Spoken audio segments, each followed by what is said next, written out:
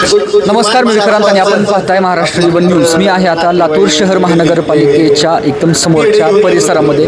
या आवारामध्ये आपण पाहताय, माझ्या पाठीमागे जर आपण पाहिलं तर या ठिकाणी लातूर शहर मनपाच्या अधिकारी कर्मचारी यांच्यावर अरेरावी करणाऱ्या नगरसेवकांचा जाहीर निषेध अशा स्वरूपाचं मोठं बॅनर या ठिकाणी लावलेलं आहे. आणि काँग्रेस पक्षाचे नगरसेवक, त्याचबरोबर महानगरपालिकेतील अधिकारी, त्यामध्ये उपायुक्त असतील किंवा त्यांच्या नंतरचे बरेचसे अधिकारी कर्मचारी या ठिकाणी या आंदोलनासाठी या ठिकाणी बसलेले आहेत. 2-3 महत्त्वाचे प्रश्न उपस्थित होतात. समजा अधिकाऱ्यांवर एखाद्या नगरसेवकाने अरेरावी केली असेल, त्यांना मारहाणीसारखा प्रकार झालेला असेल, तर त्यांच्यावर कायदेशीर गुन्हा त्यांनी दाखल करायला पाहिजे होता. मात्र ते अशा प्रकारे आंदोलनाला बसत आहेत. मागच्या 2-3 दिवसांपासून सातत्यानं आंदोलन सुरू आहे. काल तर ते आंदोलन झालं, पण काल नंतर आज सुद्धा आंदोलन झालं. काल अधिकाऱ्यांचं आंदोलन होतं आणि आज अधिकारी त्यासोबत नगरसेवकसुद्धा आंदोलनाला बसले आहेत. मग या सगळ्या आंदोलनाच्या गदारोळामध्ये जनतेने काय करायचं, हा महत्त्वाचा प्रश्न या ठिकाणी उपस्थित होतो. मागचे 2 दिवस झालं आता महानगरपालिकेचे कामकाज पूर्णपणे ठप्प असल्यासारखं आहे, की मुदत संपावर असल्यासारखं या ठिकाणी आपण पाहतो. अधिकारी कर्मचारी आहेत. मुळात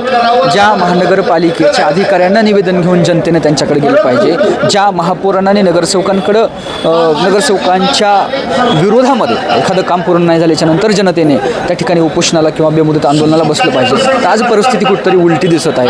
अशा प्रकारचा शासक वर्ग, अशा प्रकारे धोरणकर्ते आणि धोरणांची अंमलबजावणी करणारे अधिकारी जर आंदोलनाला बसत असतील तर सामान्य जनतेचं या ठिकाणी वाटोळं होणार आहे. 2 जणांचं भांडण आणि त्यामध्ये तिसऱ्याचा तोटा होत असल्याचं चित्र या ठिकाणी दिसत आहे.